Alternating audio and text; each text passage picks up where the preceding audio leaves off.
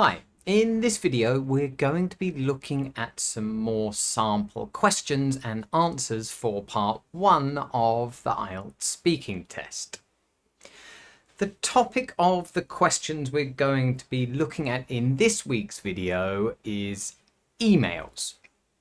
So a bit of a random topic, but really that's to be expected in part 1 of the IELTS speaking test. The examiner's going to ask you some questions on a topic that you might not really expect to have to talk about in the IELTS speaking test. That's the whole idea. They want to see how you react to these topics and really to see your natural speaking ability rather than just memorized answers on fixed topics.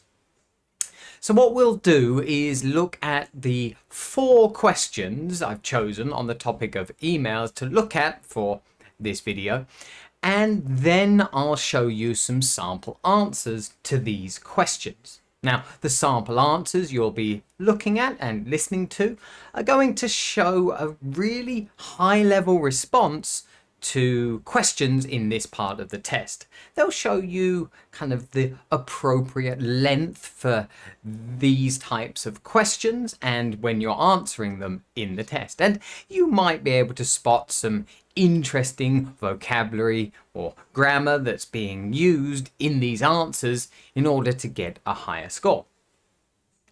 Now, of course, you can look for these things, but after I've shown you the answers, I will give a short analysis of those answers to show you why they are really high-level answers, even though looking at them, they might look quite simple. Right, so let's get started and look at the questions that we've got for this week. Now, the first question you can see here is, what kinds of emails do you receive about your work or studies? So, of course, they're quite a simple question there, asking you about the kinds of emails that you get. So, of course, you've got to give an answer about the kinds of emails that you receive. And, of course, it's got the option there about your work or studies. And of course, some people who take the test are working, some people are studying, so they've got to give the option in the question there. Nothing too difficult so far though. The next question here you can see is, do you prefer to email, phone or text your friends?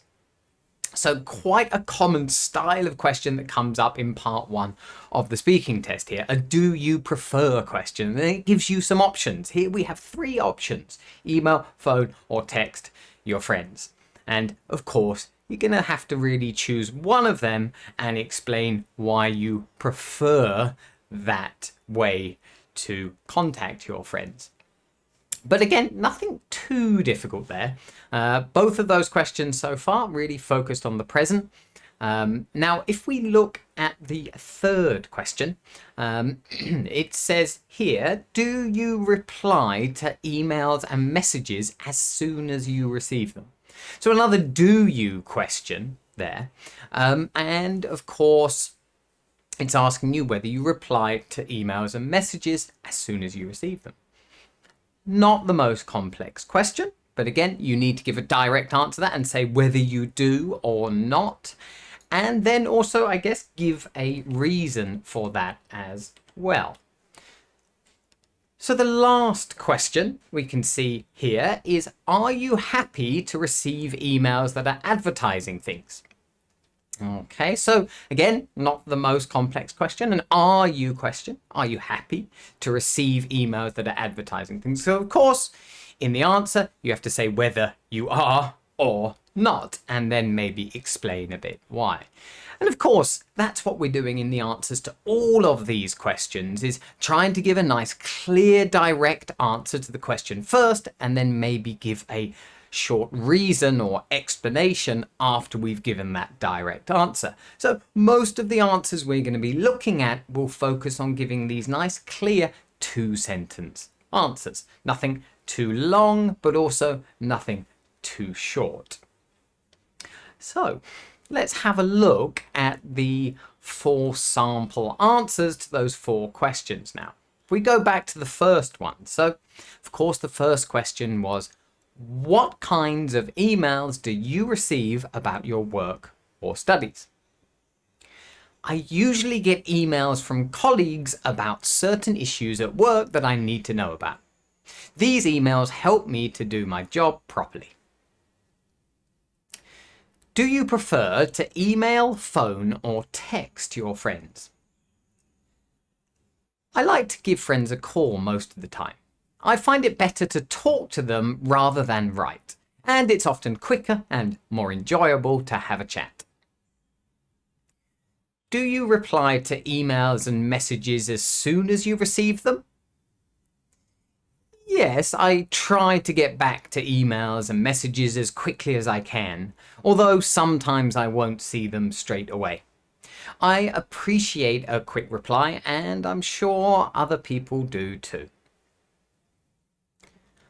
Are you happy to receive emails that are advertising things? Definitely not. I can't stand getting junk mail. I do my best to keep my email address between me and the people who I want to get emails from.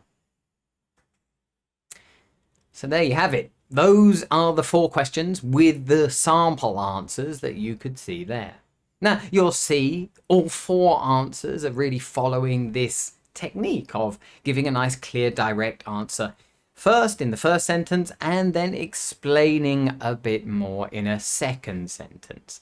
Now, you might not have noticed anything that complex there, or you might have noticed a few words that seemed a bit new to you. What we'll do now, just quickly, is go through each of those answers, and I'll point out some good things that we've done in those answers that are going to impress the examiner. So if we go to that first question, and the answer for that first. Now, the question was, what kinds of emails do you receive about your work or studies? So we gave a direct answer saying the types of emails. Well, emails about certain issues at work. I usually get emails from colleagues about certain issues at work that I need to know about. So those are the types of emails there, a nice direct answer. You can see also in that first sentence there, instead of saying I usually receive emails, well, we've got the verb get instead of receive. Doesn't seem like anything too complex there, but of course in the question they've used the verb received. In the answer, we've just paraphrased it a little bit by using the verb get.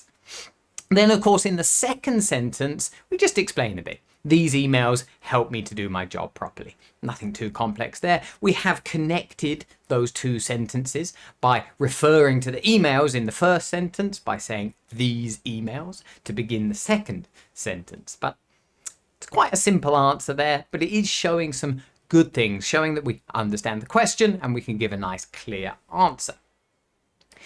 Now, the next question was the do you prefer question. Do you prefer to email, phone, or text your friends? Of course, if we look at the answer here, we have answered directly. I like to give friends a call most of the time. So we haven't used the word prefer there. We've just used the verb like.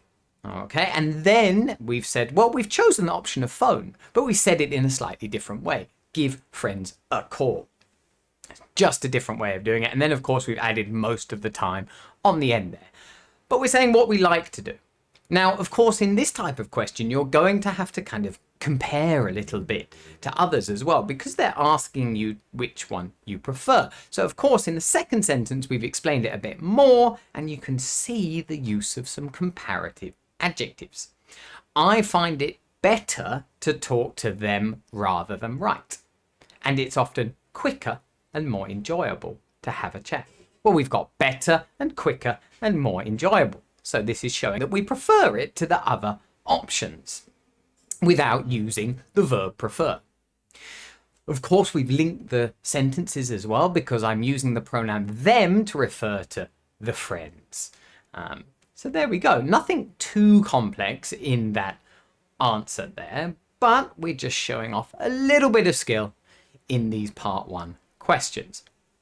So the third question was, do you reply to emails and messages as soon as you receive them? Now, if we look at the answer to this, of course, we've answered with yes. It's because it's a do you question. You can do this if you're confident with your answer, if you're sure of what you're saying. And then we've said, I've tried to get back to emails and messages as quickly as I can. So maybe not quite as soon as you receive them, but as quickly as I can. Again, it's showing a bit of skill here by changing the expression in the question in your answer. Also, to get back to emails. Of course, this has the same meaning as reply to emails. Again, we're just paraphrasing a little, but we're directly answering the question. Although sometimes I won't see them straight away. So we also just add the extra bit of detail there in our direct answer. We're using a nice phrasal verb there, straight away, which means immediately.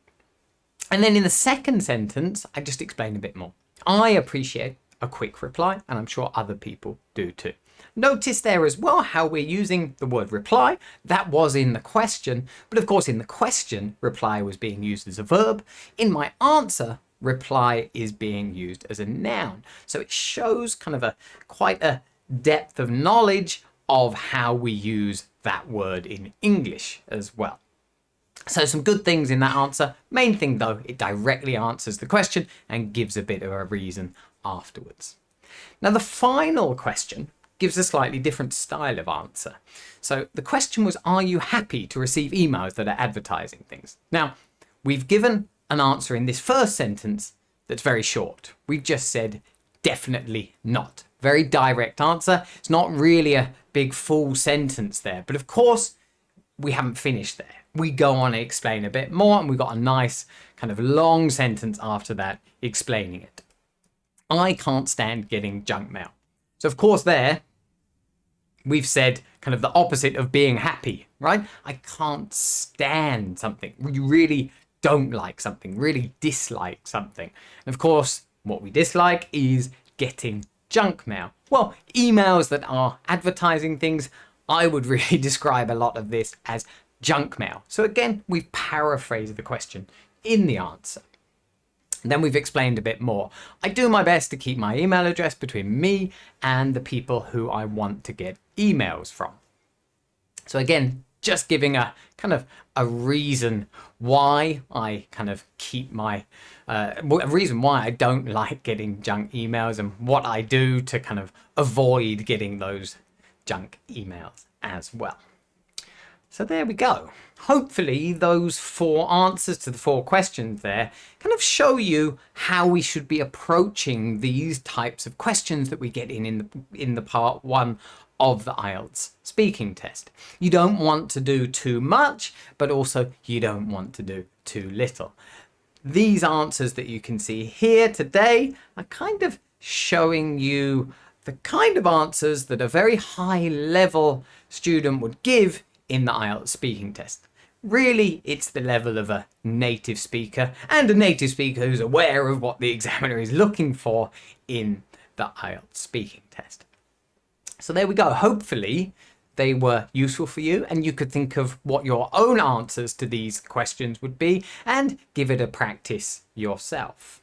If you have found the video useful, then do remember to click the like button. And if you haven't already, remember to subscribe to the channel so you don't miss out on any similar videos in the future. That's it for today. Thanks for watching and see you again in the next video.